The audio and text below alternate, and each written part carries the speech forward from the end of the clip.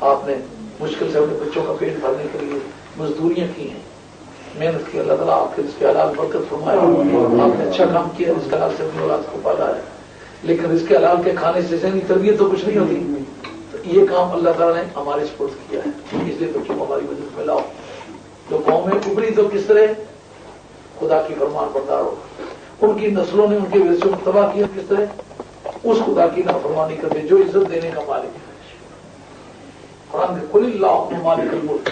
تؤتی الملک من تشاء وتنزع الملک ممن تشاء وتعز من تشاء وتذل من تشاء بیدک الخیر انک علی کل شیء قدیر، اے ملکوں کے مالک تو جسے چاہتا ہے ملک عطا کرتا ہے، جسے چاہتا ہے ملک واپس دیتا ہے۔ چھوٹی موٹی جائیداد، چھوٹی موٹے کاروبار، چھوٹی موٹی عزت، چھوٹا موٹا سیاسی اقتدار آنے سے آدمی خدا کو بھی بھولے، رسول کو بھی بھولے، باپ اور ماں کو بھی بھولے، اپنے سارے بزرگوں کو بھی بھولے، چھوٹے بڑے کی تمیز بھی اسے نہ رہے۔ یہ بات آگے دیکھی نہیں کہ لوگوں نے ایسا کیا، ملا کیوں نہیں؟ قرآن کہہ رہے ہیں جھوٹے قسم کے جانشین کے جانشین ہوئے، خاص طور پر یہ آخر جو ذکر چلا تھا نا، یہ بنی اسرائیل کا تھا۔ بنی اسرائیل چونکہ قریب کی قوم تھی، اس کی تازہ ہسٹری عربوں کے سامنے تھی، تو یہ سورہ مریم جو ہے اس کا نزول مکہ شریف میں ہوا ہے۔ اصول ہے جو بات آپ نے سمجھی ہوئی ہے، آپ نے دیکھی ہوئی ہے، آپ کے تجربے سے گزری ہوئی ہے، اگر میرے نالج میں وہ آئے جس سے میں آپ کو اپنے حالات اس آئینے میں دکھا سکوں، تو پھر یہ بات مفید ہوگی، آپ کمپیئر کرنے کی پوزیشن میں ہوں گے۔ یہ سامنے شیشہ ہے، اس میں آگے اس طرح کا ایک آگے فوٹو لگا نظر آتا ہے، جو میرے کیریکٹر کی پکچر ہے وہ اس میں ریل کی طرح چلتی نظر آتی ہے، آگے اس کا انجام کیا ہوا ہے، تو میں بھی اسی روٹ پر چل رہا ہوں، اب میرا کیا انجام ہونے والا ہے۔ تو چونکہ بنی اسرائیل کی تاریخ بالکل تازہ تھی، ان کی راہ گزاروں کے نشانے قدم ان کے دکھائی دے رہے تھے، ان کی داستانیں روزانہ ان کی مجلسوں میں الاپی جا رہی تھی، اس لیے ان کے واقعات کو رکھا کہ اب جاننا ہوگا کہ بنی اسرائیل کون تھے، کہاں گئے، کس طرح گئے، کیا پایا، کب تک پایا، کیسے چھنا، کس سے چھنا، اس کا عقیدہ کیا تھا، اس کا کردار کیا تھا، جس کو ملا تھا وہ کون تھا، اس کا عقیدہ کیسا تھا، اس کی پریکٹس کیسی تھی، اس کو ملا کیا تھا۔ اب اس سے کیا نتیجہ ہوگا، جس کو ملا ہے اس جیسا عقیدہ مہیا کرنا ہوگا، اس جیسی پریکٹس مہیا کرنی ہوگی، اس جیسے رزلٹ کا انتظار کرنا ہوگا۔ لا تبدیل لکلمات اللہ، خدا کوئی دو چار نہیں، خدا کے حالات کے تحت اور موسمی اثرات سے متاثر ہو کر تبدیل ہونے والی ذات ہمیشہ ایک خالق میں ہے اور خدا ہے۔ اب اس کے بعد دیکھنا ہوگا جس آدمی سے سب کچھ چھنا ہے اس کے عقائد کیسے تھے، اس کے اعمال کیسے تھے، اس کا روزانہ کا چلن چال کیسے تھا، اس سے کیا چھنا اور کب چھنا اور کیسے چھنا۔ اب اگر ہم دیکھتے ہیں کہ اس کے عقیدے اور ہمارے عقیدے میں اب کوئی فرق نہیں رہا، جس سے چھنا ہے اس کے اعمال میں اور میرے اعمال میں کوئی فرق نہیں رہا، اس کا کیریکٹر، اس کا بیہیویئر اور میرا بالکل آپس میں ریزمبلنس رکھتا ہے، ایک جیسا لگتا ہے، آئیڈینٹیکل ہے، تو پھر مجھے کیا توقع کرنی چاہیے، مجھے اس علت کا انتظار کرنا چاہیے جو اسے پیش ہے۔ اب اس فارمولے کی روشنی میں اللہ کی مدد کہ بنی اسرائیل کے بعد پھر ان کے جو جانشین آئے بڑے جھوٹے قسم کے تھے، کیا تھا پہلے دیکھنا، جانشین کس کے، بنی اسرائیل کا ایجپٹ میں بانی حضرت یوسف علیہ السلام کی ذات پاک، ان کو وہاں کس طرح لے جایا گیا تھا، بھائیوں نے قتل کے ارادے سے کنویں میں گرایا تھا، لیکن جس وقت وہ اقتدار میں آئے تو جن بھائیوں نے کنویں میں گرایا تھا ان کی اس لغزش کو معاف کر کے اپنے تاج و تخت میں شریک کیا۔ اب جب تک وہ زندہ رہے ان کے نظام حکومت کو کسی نے ٹاپل کیا، ان کی اپوزیشن ہوئی، ان کے زمانے میں جو ٹوٹلیٹیرین سسٹم تھا کہ سب جتنے بھی تھے وہ سب حامی تھے، اتنا بڑا زمانہ کہ 100 برس کے ہیر پھیر میں آپ کی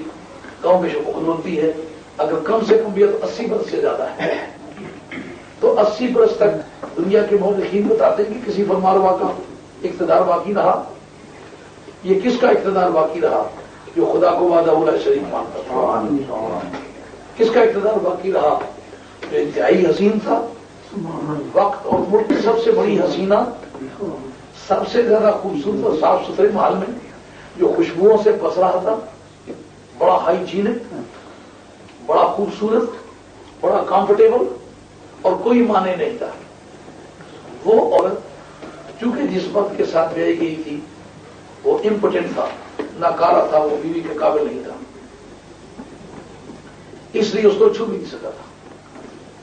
تو ایک وہ عورت جو تمام سرزمین مصر میں جو حسن خیز مانی جاتی ہے، زر خیز جو حسن خیز کی ملکہ،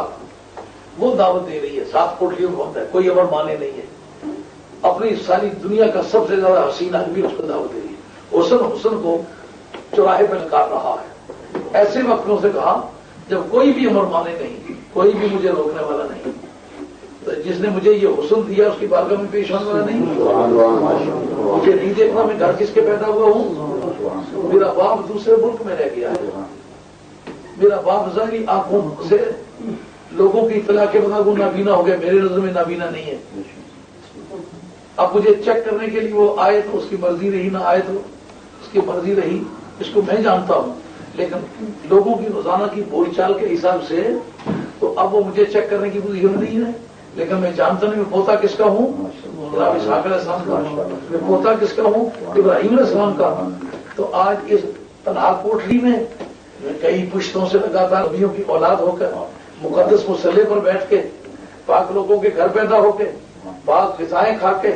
پاک ماؤں کی چھاتیوں پر منہ رکھ کے دودھ پی کے، تو میں اس سارے تعلقات کا اور سارے تقدس کا میں آج جھٹکا کر دوں؟ نہیں، موت قبول کروں گا، لیکن ایسی نعمت کو تھوکتا ہوں جو خدا کی نافرمانی کر کے ملے. اب پتہ چلا فاؤنڈیشن جنہیں بنائی تھی وہ ان حالات بنائی. اب یہ وہ موٹیوز ہیں جو ان کے اقتدار کو موٹیویٹ کر رہے ہیں، جو پیچھے سے حرکت مل رہی ہے جس کے ذریعے سے اقتدار سامنے آ رہا ہے، وہ دراصل یہ عوامل ہیں. اقتدار مصر ملنے کی وجہ یہ نہیں کہ زلیخا اس کی مالک تھی، اس کی وجہ یہ نہیں کہ اس کا جو عزیز مصر تھا وہ مالک تھا، اس کی وجہ یہ نہیں کہ وہاں کا حاکم جو وہاں کا بادشاہ وہ چاہتا تھا میں کسی اور کو بادشاہی دے دوں. کسی انسان کی تاریخ میں اس طرح کی ایبڈیکیشن ہے کہ وہ دستبردار ہو جائے جو تخت سے، لیکن وہ ایک پردیسی اجنبی کے لیے جس کے ساتھ تعلق ہی کچھ نہ ہو. بیٹے کے لیے لوگ ایبڈیکیشن کرتے ہیں، تاج تخت سے بردار بھائی کے لیے کرتے ہیں، بھتیجے کے لیے کرتے ہیں، عمر رسیدگی اور معذوری کی وجہ سے کرتے ہیں. آدمی بھلا چنگا ٹھیک ٹھاک ہو،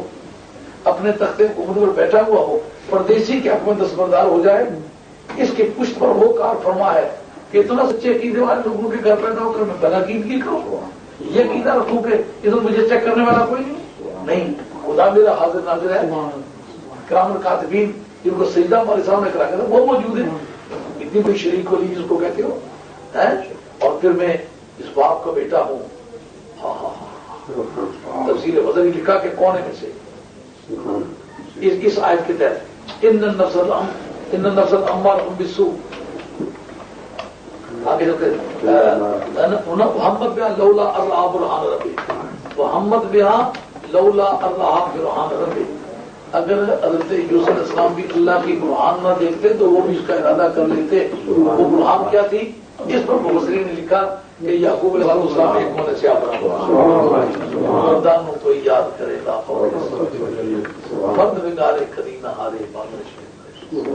یہ عقیدہ میں نے دیا یا قرآن نے دیا ہے؟ یہ میاں صاحب نے دیا یا قرآن اس کا بات؟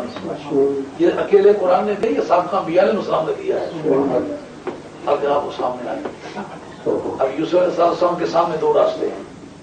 اگر تو زلیخا کی بات مان جاتے ہو تو تخت ملے گا، تاج ملے گا، سہولتیں ملے گی، نعمتیں ملیں گی، لیکن کام حرام کرنا پڑے گا. آپ ایک تخت نہیں 1,00,000 تخت ملیں لیکن خدا کی نافرمانی میں ملیں. ساری زندگی فاقہ مستی اور تہی دستی میں گزاروں گا، ساری زندگی پھٹے ہوئے کپڑے پہنوں گا، لیکن پیغمبروں کی اولاد میں سو گٹھیا کام آدمی یہ سمجھتا ہے جی بالکل نرائی مسلمان ہو جائے تو گزارا نہیں ہوتا